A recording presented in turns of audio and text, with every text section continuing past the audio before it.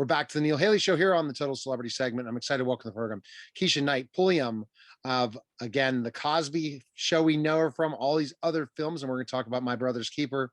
Keshia, thanks for stopping by. How are you? Thanks for having me. I'm good. I'm good. I have to ask you that question.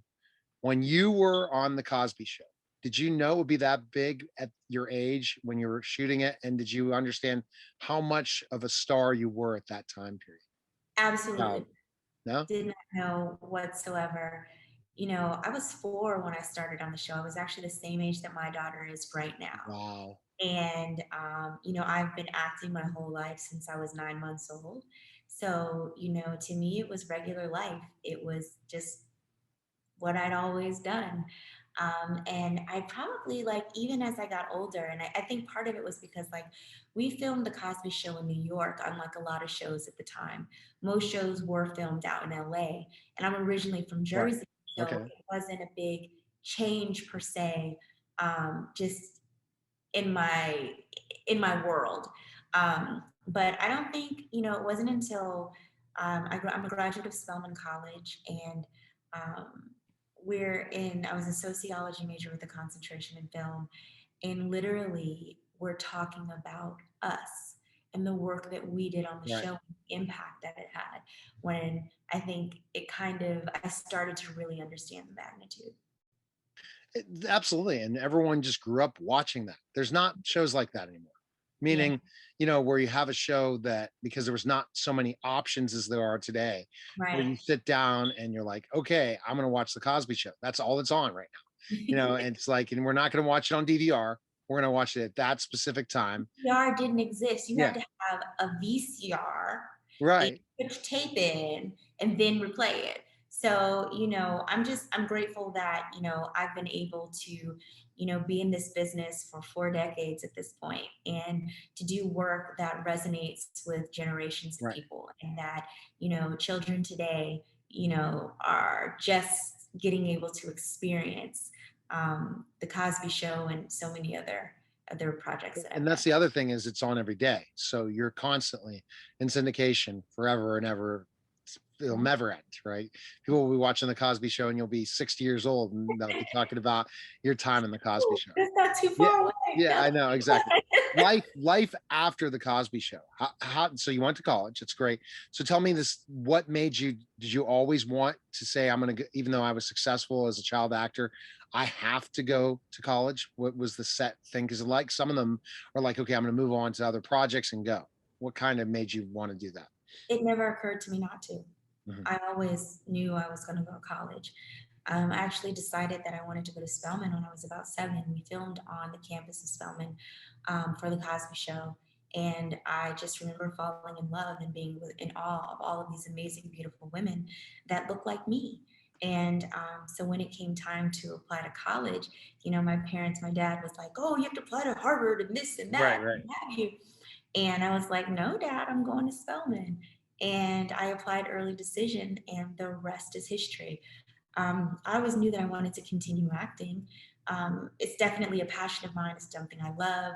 However, I also have a variety of interests and passions. And even though I've continued acting, those haven't stood in the way of me accomplishing and doing other things, whether it's my nonprofit, the Camp Kizzy Foundation, that focuses on empowerment and self-esteem for youth, to my Spice line, Keisha's Kitchen, and I'm also the general partner of the Fearless Fund, which is actually the first venture capital fund founded by women of color, specifically investing in women of color. And we didn't set out to be that. We set Wow. out to solve a problem and to be a part of the solution. And not until Forbes, and we just had a big ad that ran during the Grammys with MasterCard for the work that we're doing. So I feel like I continue to stay inspired and do work that I love on, a variety of fronts, whether it's in front of the camera, behind the camera, as well as in other fields. It's a perfect time right now. It Mhm. is an absolute perfect time to be part of this. Meaning the once the pandemics put us in all these different things, but now I feel there's an awakening in 2021 in a Mhm. way that we can get in touch with each other all over the world in seconds, especially a platform like Clubhouse, which I'm on all the time. I live on in the media end of things, and how I can connect with people worldwide, and opportunities and projects. It just feels great to feel we're getting back to living again in a way, and what we've gone through and what we've dealt through in 2020, 2021, starting to see that. Would you agree your outlook's starting to change a little bit from, the challenges of 2020 to now 2021 as an actor? Well, I'm an eternal optimist, so I can't say that, I've embraced this whole journey. Through 2020, through the pandemic, I've enjoyed life all every day as we've kind of gone through the new normal and these uncharted waters. I've continued to work. You have to just learn how to pivot, and change is inevitable, Exactly. and nothing stays the same. And for me, one thing that I always say is that happiness is a choice, and Yes. it's about the journey, not about a destination. So I've just embraced having more time with my family. Um, and even, I have worked during the pandemic. I'm working right now. I'm Right. grateful for that. I filmed a movie in Canada last year during the pandemic, The Christmas Aunt, for Lifetime. So, you have a choice to either look at the limitations or look at the new doors and avenues that open as a result.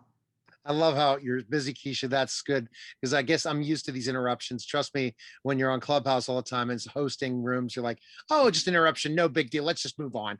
And that's what's cool about it. So let's all live in the podcast world that not everything's perfect, or the radio world or TV world. Not everything's perfect as we see it. We're all going in 100-mile-an-hour directions. So basically, after Spelman College, after you graduated, then you kind of your acting career. What do you think you're best known for after college? After kind of finishing up, what would you say? I did several movies and projects after college. I did Beauty Shop, the movie. I did Medea Goes to Jail. The House of Pain, which I'm currently on, is on BET now, has been filming for almost a decade at this point. That's great. So I've done a lot. I've done a variety of Lifetime movies, from Radio Christmas to the Christmas On. I'm getting ready to do another one in a couple months for this Christmas. So I've been Oh, staying busy. you've been absolutely been successful, busy, but I like the whole entrepreneur side and the philanthropic side. That really makes you feel great. But I think that you use the brand of what you were in the Cosby Show to keep moving forward. And that's what you've done. You've constantly seen, hey, I'm somebody because of this, even though you don't look like the child actress that you were. You're a different person. You're a different persona. You have changed and grown up to who you are today, this beautiful person who is bright eyed and wants to help so many other people. But the Rudy, the whole process, looking at that to now, today, it's a different story. So that's what's awesome about it, I think, for sure. Let's And jump. there was a Let's, character that I'm sorry, and it was a character I played, but innately this is who I am. So this transcends and becomes a part of the brand that yes, should I pull in. it's always part of a brand. It doesn't matter. Your past is always part of your brand. Never let it go. Like, for example, I'm a former professional wrestler. So I always use that part of the brand, but I'm now an educator, teacher, entrepreneur, radio host, TV host, but always it'll go back to the days of pro wrestling. That's Mhm. just part of who we are. But we always have to use that in a conversation, because that could be a conversation starter to meeting the next person. That's what a brand is. If you are the whole brand, you can take it to the next level and make such success that you've done. So let's talk about My Brother's Keeper. Tell us about your role and the premise of the movie. Well, I play Tiffany, and I play a counselor that works through the church. And basically, it's the story of a soldier who comes home and is suffering with PTSD. I don't want to give away the entirety of the movie, but No. and it's his walk through faith, and also just even the acknowledgement that help is needed. A lot of times we suffer in silence, whether it's mental health, whether it's PTSD or whatever it is. Excuse me. And it's important for you to reach out to the resources that are available to you to work through these things. And everybody needs help at some point. So I definitely hope that this starts and gives space for the conversation. give space for the mental health conversation. Exactly. Because although, I know I have been, really well through this time, I also recognize that a lot of people have struggled, over this past year. So I'm excited. Movie theaters are starting to open. Our world is starting to open back up, and it's the perfect time to get your tickets, go to the movie theater to see My Brother's Keeper. It's something that you can take the family to see. Maybe not the littles, but Right, the right. majority of it. Um, and do something fun as a family, and then also have a great conversation starter after. Because again, PTSD, but everyone that's suffering from PTSD is not just from the military. It can No. happen from other things. And it's great to try to break that stigma of PTSD, to understand how terrible it is and how many Mhm. people are going through it. And then also what people have gone through the pandemic and their mental health concerns. At least that conversation's opened up through this movie. Everybody has stuff. Everybody is going through things no matter what, no matter how much money, how little money, how popular, all of these Right. things. Um, a lot of people are struggling silently, and you would never know. So that's why it's even more important to lead with love and to lead with empathy and to lead with understanding, because you never ever know what the next person is going through. Absolutely. And so based on that, what attracted you to the film that you got, how that happened? Yeah. Cause there's lots of projects that people ask you to do. There are. I appreciated the script and what it spoke to. I also appreciated the people behind it.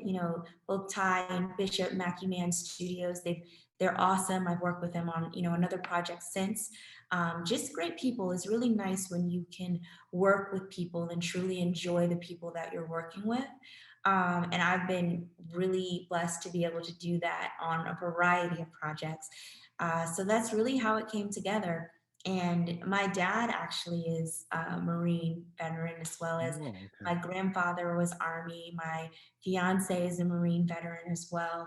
So, Okay. it definitely is there in the family. And we actually shot this in a military town in Columbus, Georgia. Oh, So it's I think it speaks to a lot of different elements. And it's also just a way to say thank you to the people who put their lives and whose whole families as a result sacrifice to keep a whole country of people safe. So thank you. and thank you for their service. And this is what this film will bring is we're not forgetting you. We're here for you and for people to erase that stigma of PTSD for sure. And that's fantastic. Now, when is the film launching? When is the coming out? March 19th. So Oh, we're getting close. Yeah. out, right? It's coming. We're very excited. You can purchase tickets online. So yeah, if you go to My Brother's Keeper, there's an Instagram handle, as well as I think it's MBK Film on Instagram, and you can get all the information. And my Instagram is at Keisha Knight Pulliam. I'm going to put a link up there where you can go to purchase tickets and see where it's showing in your area. And current projects also you're on that you want to promote your event, all the different things. Where can we go? What's the best place to connect on all that? Well, best place for me is at Keisha Knight Pulliam on Instagram. I'm also on Facebook, The Real Keisha Knight Pulliam. But the Fearless Fund is my venture capital fund that I'm a general partner of. So you can go to the fearless.fund to find out what we're doing there. Keisha'sKitchen.com is my spice line, and at campkizzy.org is my nonprofit. So So when you're not filming, you're totally if and not with family and not filming, you're totally busy. It seems like you keep yourself yes, busy with all the other projects. yes. Who do you think you learned that from? That develop all this entrepreneur's mindset, this multiple projects mindset, not just actor. I don't know. It's one of those things that's always just innately been who I am, that I've never believed in limitations or boxes. And yeah, it's great to be living in a time where there are no limits. And Yes. I'm grateful also, not to say that everything's perfect, and there's a whole lot of work that we need to do as a society. But I'm also grateful to be able to show that example to my daughter. And what I know is you don't know to dream it if you don't know it exists. So part of it is being that example to hopefully help plant the seeds for the little girls to come. Well, we appreciate you stopping by. Thanks again, and best of luck with all your projects. And thanks for coming on the show. Thanks for having me. All right, Have a take care. good day. You too. Bye bye. All You're right, bye-bye. listening and watching the Neil Haley Show, and we'll be back in just a moment. Working with BPTV has been one of the greatest experiences for me. Through these past 3 years, I've learned almost everything all around the camera. I've learned different cameras, different techniques, different mics, how to edit, how to produce. It's just been fantastic for me. And for me wanting to become a producer and editor for big time just movies and other things like that, it has really helped me with what I want to do as a career. If you are interested in volunteering at BPTV, you should definitely come in, say hi to Dave Cable. I might even be there. He will show you around, he'll show you how to work the cameras and how to start becoming a volunteer. It's great. I promise you, you will love it.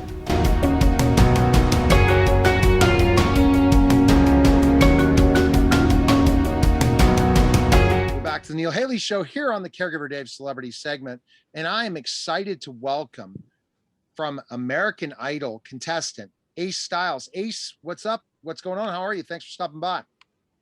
Hi, nothing much. How are you? Good. Glad to So be here. I understand you're 16. So how real has this experience been for you from before being a contestant on American Idol to now in music? Did you think you would be where you are today, and how crazy your life is going through this experience and now with all the people wanting to talk to you?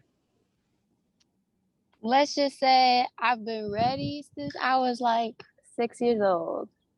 Um, I've always wanted to be a singer, so I was ready for it to happen, and I was so lucky to be able to go on this show and have that exposure. And now it's crazy because there's so many people, and I'm like, well, gotta look on point. No bedhead no more. Gotta be looking Yeah, but you nice. just came back from school today, so it's real life for you, right? Yeah, I mean, I'm actually on spring break right now, and in most of my school, I'm there online, and I go for a few hours because I only have 2 classes that are in school, so not there for too long. Exactly, and staying busy and all those different things. So talk about, so 6 years old, you were ready. So you said at 6 you figured it out. What artist inspired you? Because there has to be an artist that inspired you. When I was 6, it was Hannah Montana. Let me tell you, I was going to be the next Hannah Montana. I had the wig, Really? the microphone. Yes. And then it was Taylor Swift. And then it was One Direction. I remember I had it was like a plot line of who I was obsessed with as a kid. But no, yeah, I always kind of knew, this is kind of what I want to do. At that same age, at 6, I started doing musical theater. So that was kind of my introduction to the world of performance and singing. And I did that for 10 years, pretty much. So yeah, I've always been ready. It was always something that I wanted to do. I kind of was like, ooh, I have no backup plans, so I hope this pans out. But So musical theater. What music? Mhm. What musical is your favorite musical? My favorite musical that I've been in, or just in general? Been in first, and then we'll go to favorite in Okay. general. My favorite musical that I've been in, I was in it twice. I did Les Mis when I was like 10, and then again at 13, 14. So that one's my favorite. I love watching it on Netflix when I'm bored. Really? So who did you play in Les Mis? So the first time I was little Eponine, so I didn't do any. I just like pranced around and then sat with like the fake drunk people, and it was great. I had a great time. And then the second time I did it, I was prostitute number 1. Oh yeah, I had a solo and everything. My official title. Oh my gosh, that's crazy. Okay, so that was, how old were you when you were in Les Mis and for those? when you did The Les first Mis? time I was like 10, I went into, oh my Lord. I was going in um 5th grade. Yeah. I was going in grade. Okay. And then the second time I was 13 or 14, it was like I literally wore a wig because I had brown hair, and I cut it all off, and then like a month later I came out. So it was right before that was like the last one that I did before that. All right. So let's talk about favorite musical that you want to be in of all time. Your favorite musical. I want to be in falsettos. I love falsettos. Not gonna lie, I've watched that bootleg so many times. Um, I would love to be in it. I think I like perpetually just look like a 14-year-old boy, so I think I could play the kid, you know. And That's great. That's awesome. All hello. right. So let's talk about how did you get the opportunity American Idol? Give us that how that happened. Well, it was nothing really specific. It was just I saw, they were auditioning obviously, and it's like an open audition, and I actually got it in the bag like really early before they were doing like open calls and things. I had just sent one in on a whim because I was like, you know what? I'm to the point where I'm like confident in myself, and I was like, I'm ready to go out and do something. So I was putting out auditions for multiple things, and I was lucky enough to hear back from them. And then it was a couple rounds of singing for people, and blah, blah, blah. And then eventually, it was kind of like, okay, you've made it. And I was like, Was that ever a okay. dream? Was that ever a dream to be on American Idol? For sure. I mean, not even specifically Idol, just like to be on one of those talent shows because you always watch them as kids. But we watch them all the time, so it was really, really exciting to get the chance to be on one.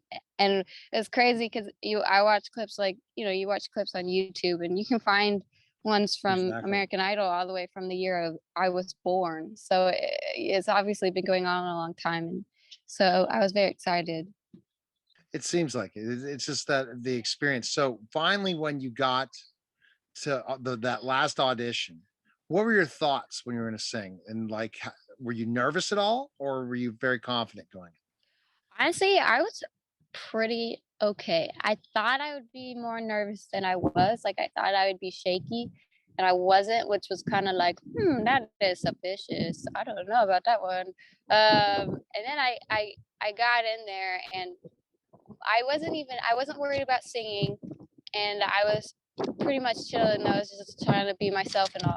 What I was worried about is that my string had broken like 10, 20 minutes before, and so I had a brand new string on my instrument. And I don't if you know anything about things with strings, Right. they take so long to break in. You gotta stretch them and play them. So that was I was like, just stay in tune for the rest of this audition. Just stay in tune. And it did. I was so proud. I was like, good job, ukulele. You did a great job. So yeah. Exactly. And my co-host has joined us, but I'll just keep him up to date and summarizing where we're at. So, what song did you sing? So tell me the song you sung. I sang an original song called Addicted. And so, who sung the original song "Addicted"? Is me, who's not, I would know the artist, but who was the original song "Addicted"? Who sung that? I wrote it and I sang it. Oh, it's yours original. Oh my gosh. Yeah. Yeah. That's cool. What original That's means.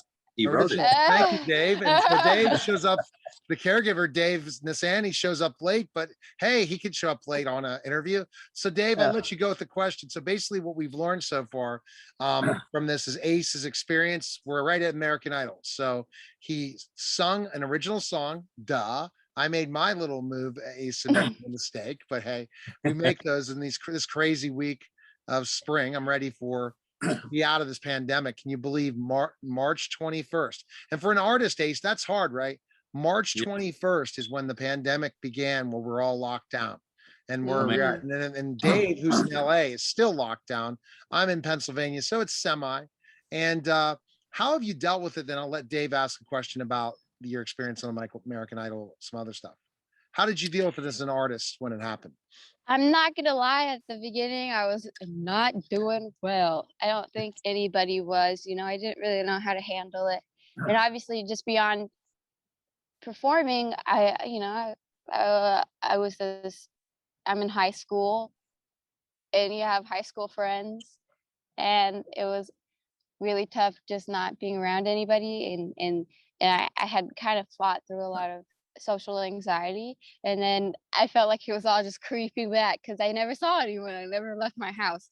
And then with music, it was also a very like dull moment where I just didn't feel creative and I didn't want to write for a while. And then July is when really American Idol hit, where I was auditioning and stuff and meeting with people, and that was kind of like, ooh, That and was then it the just kind awakening. of started to Summer, rise. exactly. And that's what everyone Yeah. went through because we didn't know what to expect. And Mhm. then as he jumps off again, we'll make sure we get back. He at least he made an appearance. So basically, we didn't know what to expect. And I think Ace, that's the crazy thing is not to know what to expect next and where we were going. And you feel, how have you grown? You think in this year going through all this? Because everyone's grown. We've all grown in some way. Your Mhm. publicist that's here has grown in some way dealing with this entire year. So I can't believe we're sitting here March 21st is when it started. How have you grown? I mean, pretty much in any aspect, I've grown except my height. Uh, I'm still 5'3", but I, I mean, it's crazy because obviously I thought I was doing okay beforehand. Like I was like, I love myself. I'm like fine.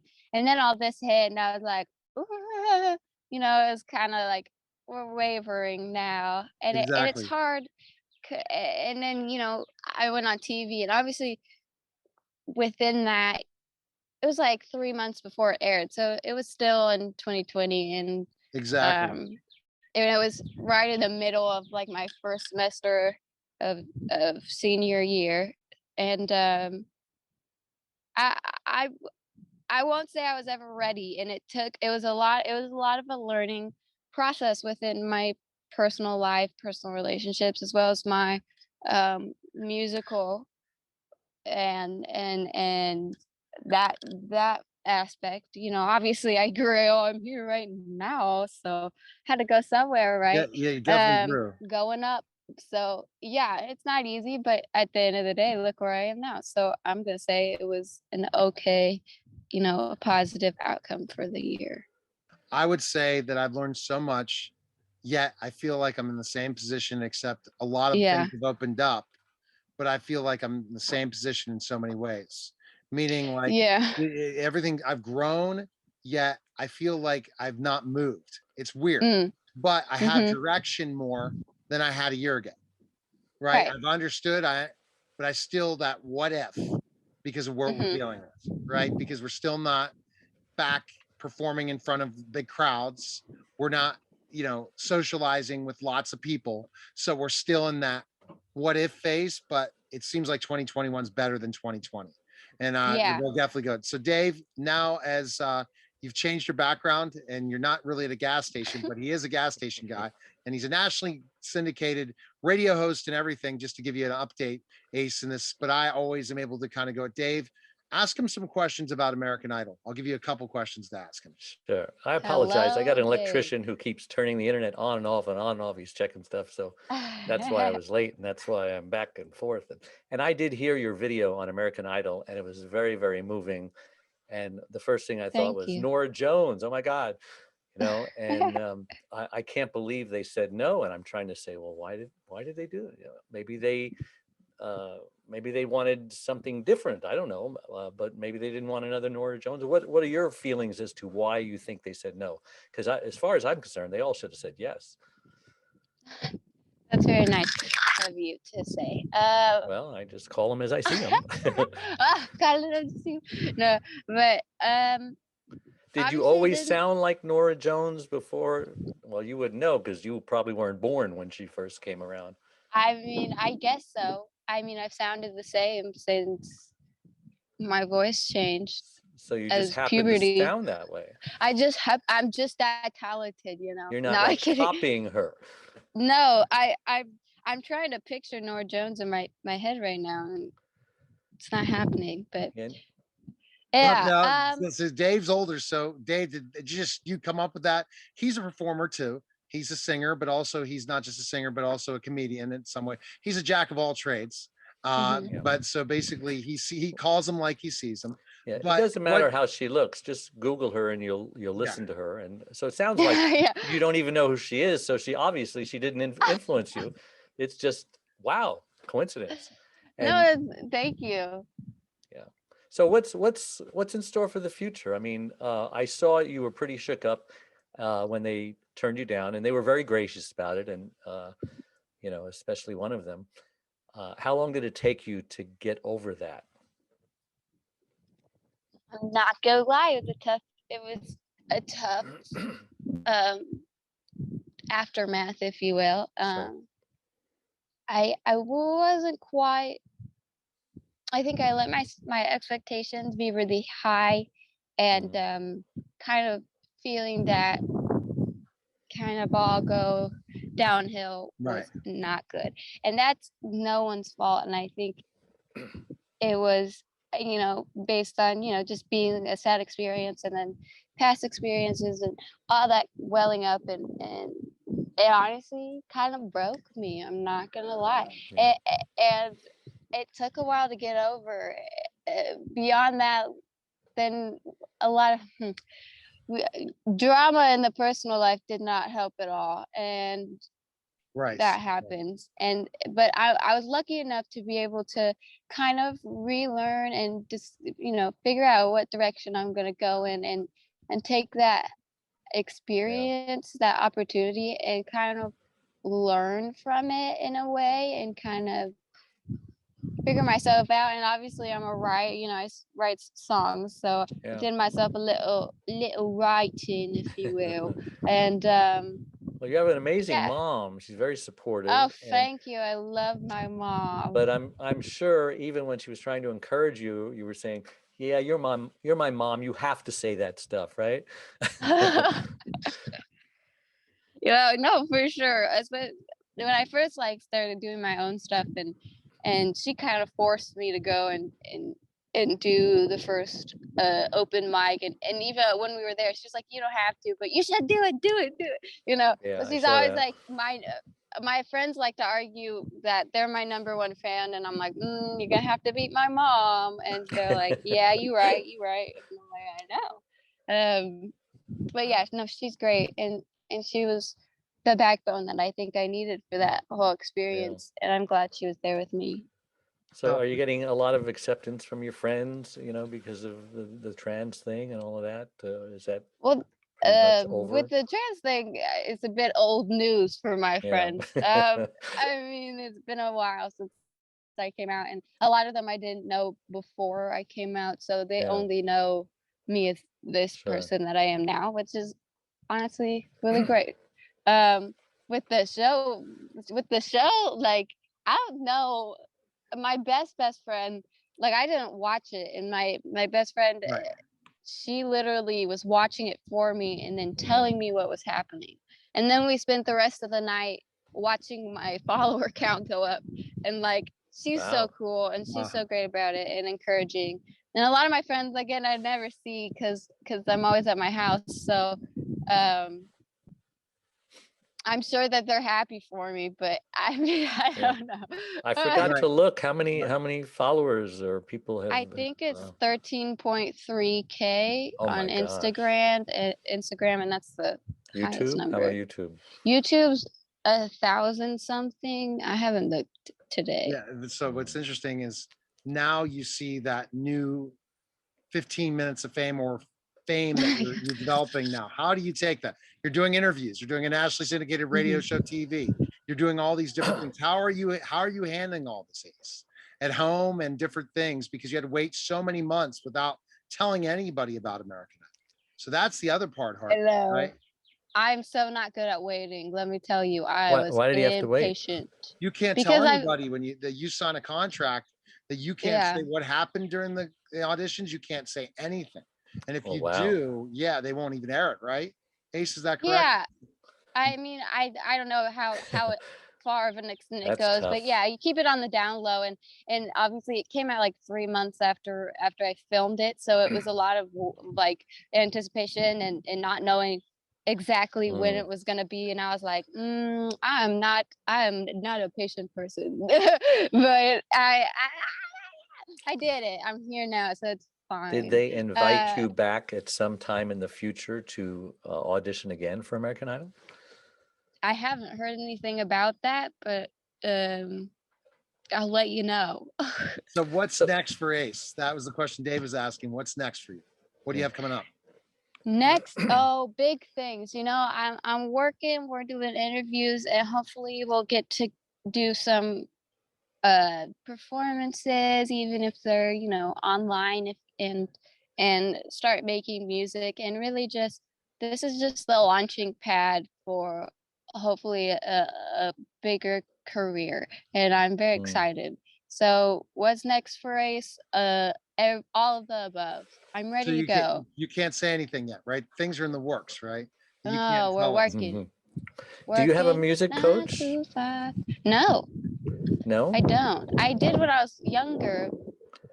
I had a vocal teacher, but not anymore. Not for a couple years. I just on my own. But yeah. All right. So Dave, ask your caregiving question, why he's called the caregiver.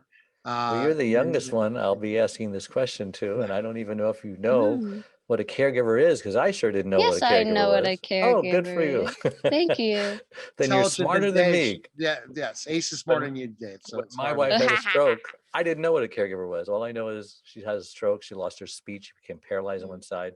Maybe you know some people who, you know, elderly, maybe your grandparents or, you know, relatives, aunts, uncles, I don't know. But what experience have you had personally with caregiving?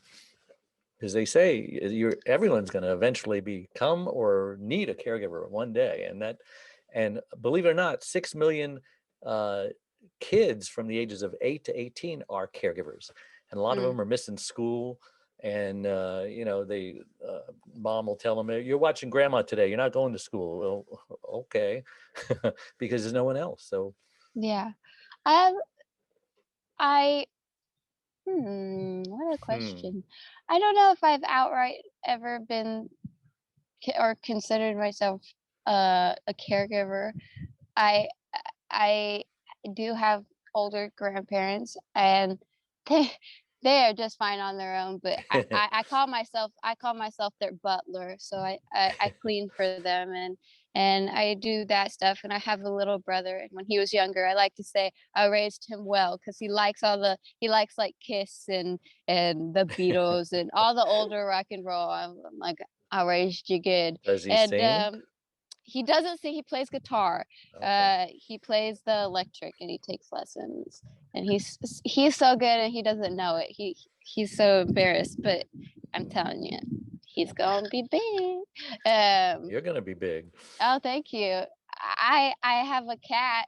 I don't know if that's not Well, then caregiving you for are a a caregiver. If person, you have a Yeah, cat, you're but definitely. he's my Even though they're emotional support independent. animal. You know, I wouldn't be anywhere without him. And honestly, if you gave me an hour, I could talk straight about how much I love my cat. He is my baby. I love him so much. And so, Aw. yeah, we hang out every day. I take care of him, take care of the dogs. They're all taking naps right now. Where do But you yeah, live? What state? I live in Tulsa, Oklahoma. Oklahoma is okay. Oklahoma. So I'm a have you Okie. ever been in Oklahoma? The musical Oklahoma? Never. I haven't been in the musical Oklahoma, but let me tell you, I have sang the songs from Oklahoma a bajillion times. You can't go to a concert Okay, so sing without one of your hearing favorite it. songs from Oklahoma. Go. Oh, I'm a girl who can't say no, but you know, I'm in a terrible fix. Okay, let's sing what you okay. That's All right, that's what I can think of. no worries. It's but where can we connect with you? On Instagram is the best place Instagram? Yeah, I'm most frequently on Instagram. I have a Twitter and a Facebook, kind of, and uh, YouTube, obviously, all the videos. So you Where do can you hit me up play? anywhere. Do you play at a place regularly? I I saw you playing do. with looked like a club or something. I don't know where it was. Yeah, I do a occasional coffee house gig. Yeah.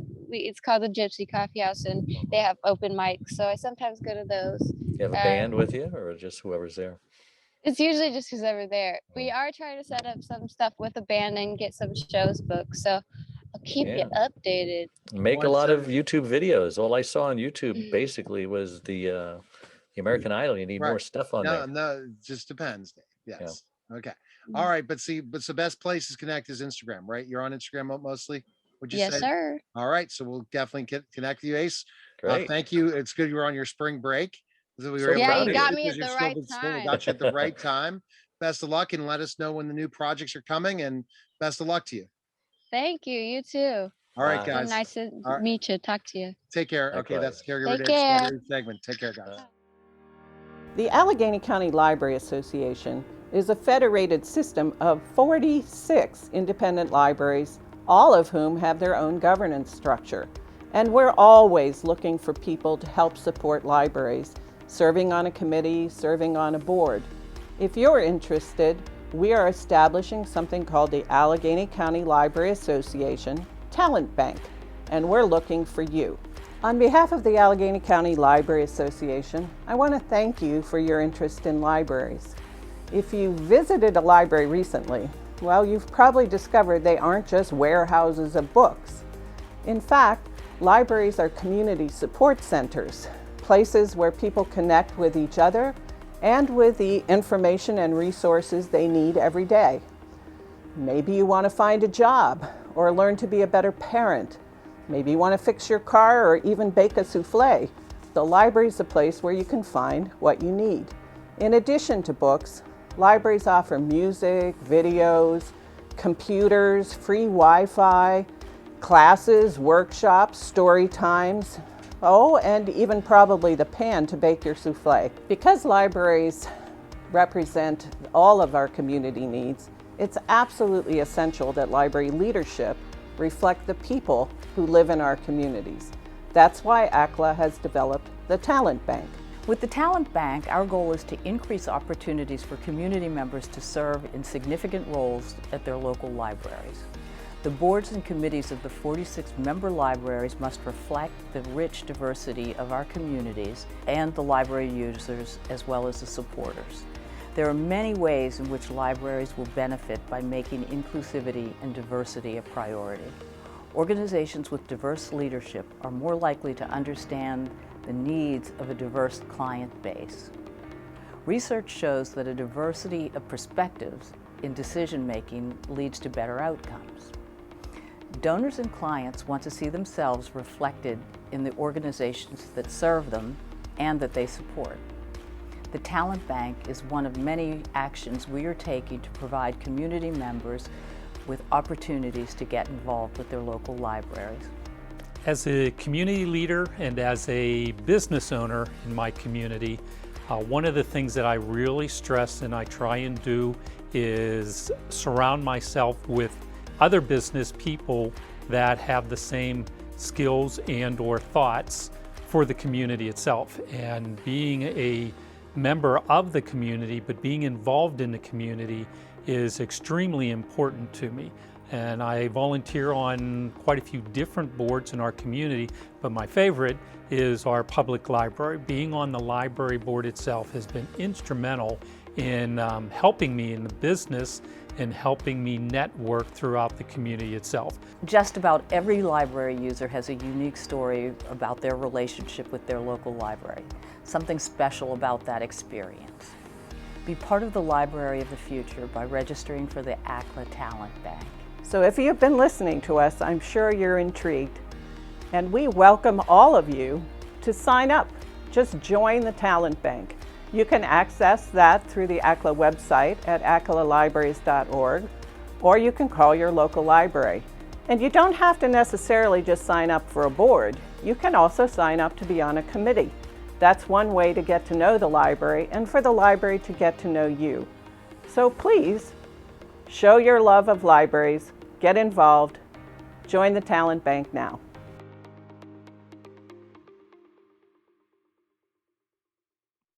Hi, everyone, and welcome to the Dr. Christopher Hall Show here on the Neil Haley Network. I'm excited to welcome to the program Dr. Christopher Hall. Dr. Hall, how are you?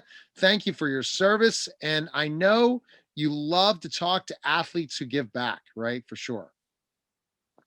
Awesome. I certainly do. And I'm so excited about the guest that we have today. He's so inspiring. And so, wow, I'm just very excited. All right. So I know for a fact when you talk about foundations, that's the perfect type of guest because you get to hear his story, how he was able to make it to the big time, but then give back. So go ahead and introduce our guest. Well, no problem. Well, I'm very excited and I'm honored to introduce an individual who was a Pro Bowler, Super Bowl champ, an individual who's been very inspiring for young people. And so I'd like to welcome to the show former professional football NFL champion, Antoine Bethea. Welcome to the show, Antoine. Thank you for having me. All right, so let's just jump to it right off the bat. How have you been dealing with, COVID-19 and everything, and just I guess the whole lockdown to now things might be getting a little bit semblance of better. Tell your fans what's been happening with you.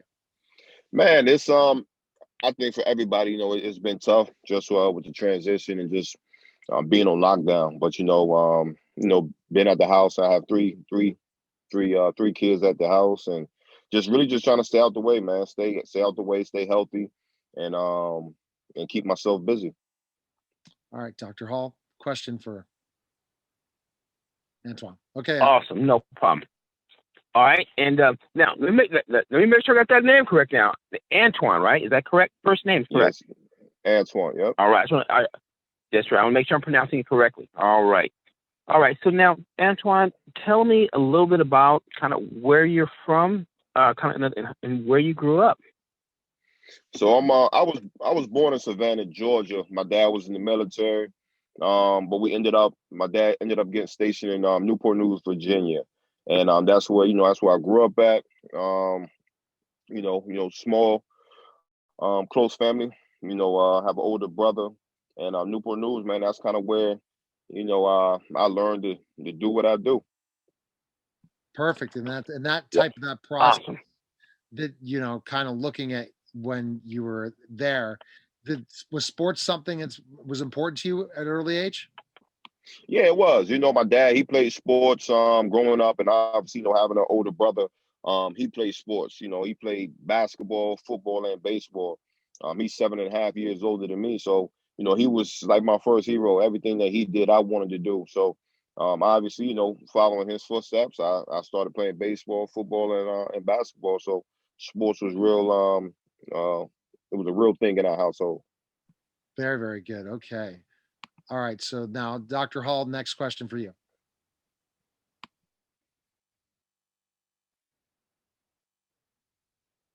Wow, yeah. So that's incredible. And you said your dad was in the military, and I don't know if that had any influence on you so far as athletics and sports and things. But and so it sounds like were there other aspirations, or did you always want to play football?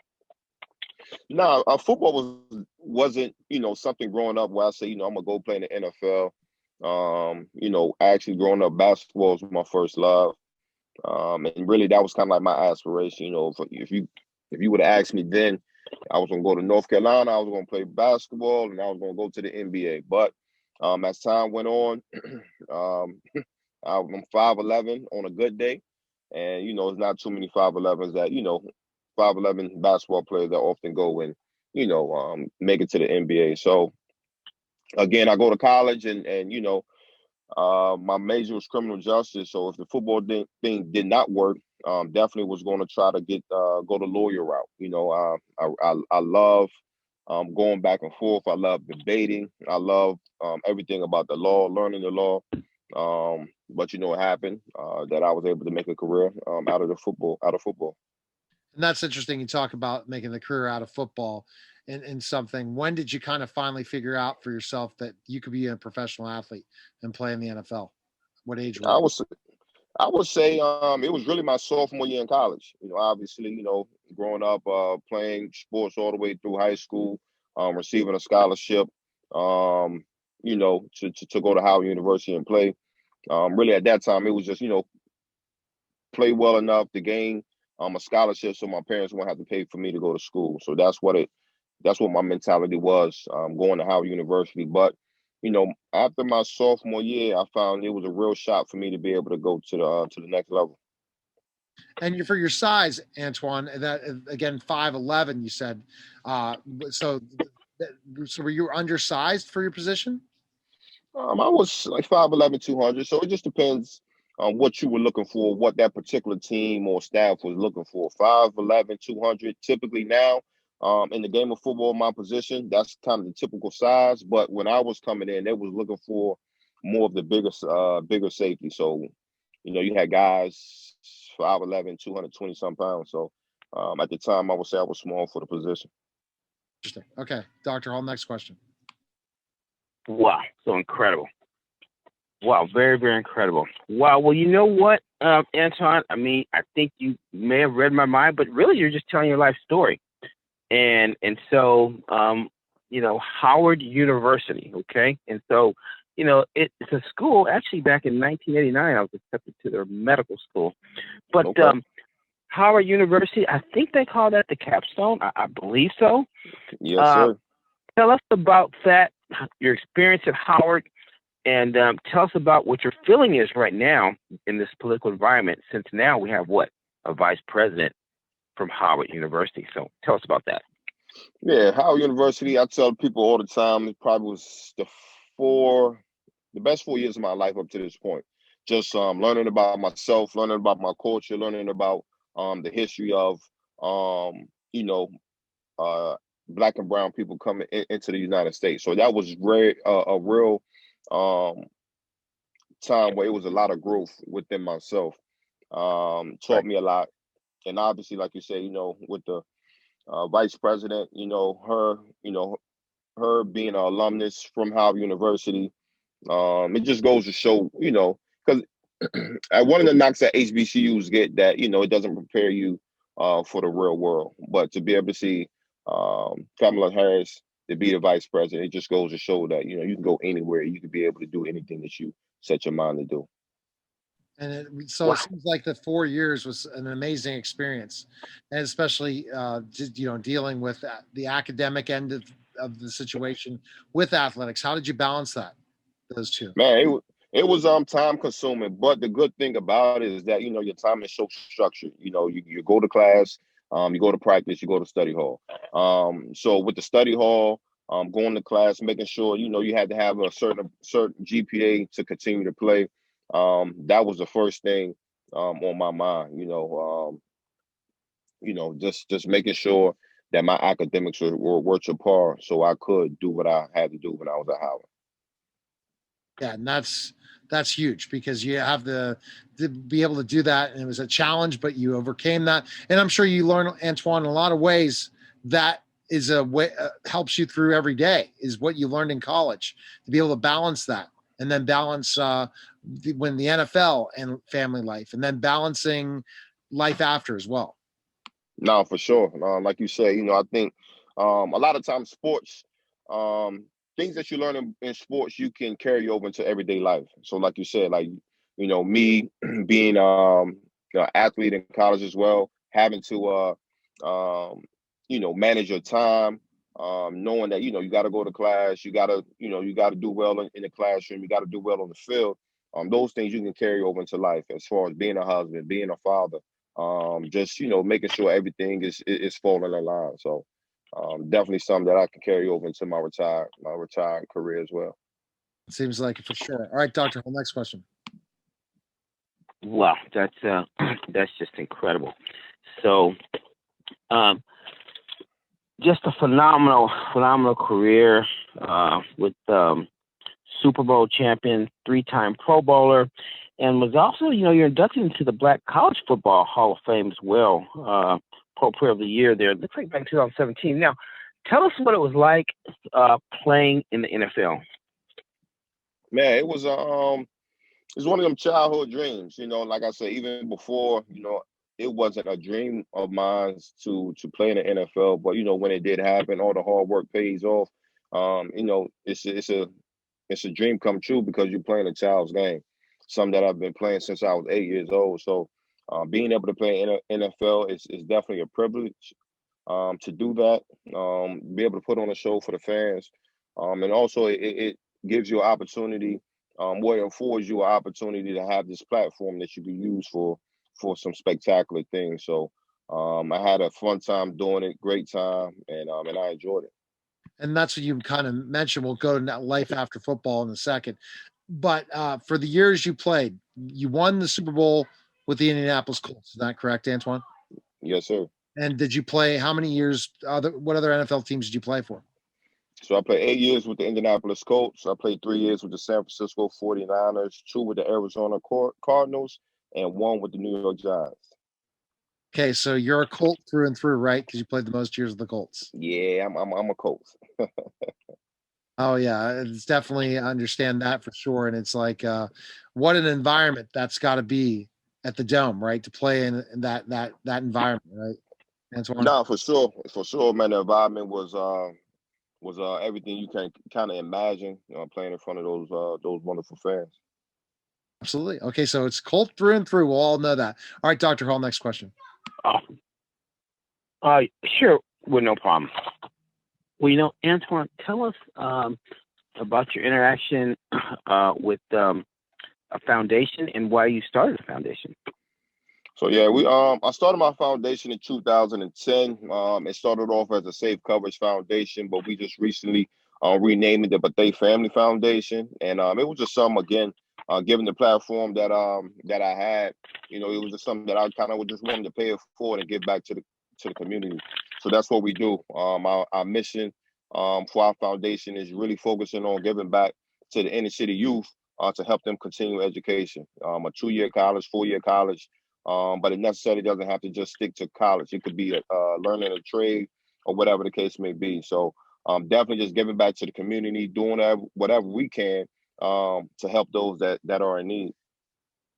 And that, what made you, and saying you talked about the foundation, were you always that kind of philanthropic kind of guy, even during your career in the NFL as well?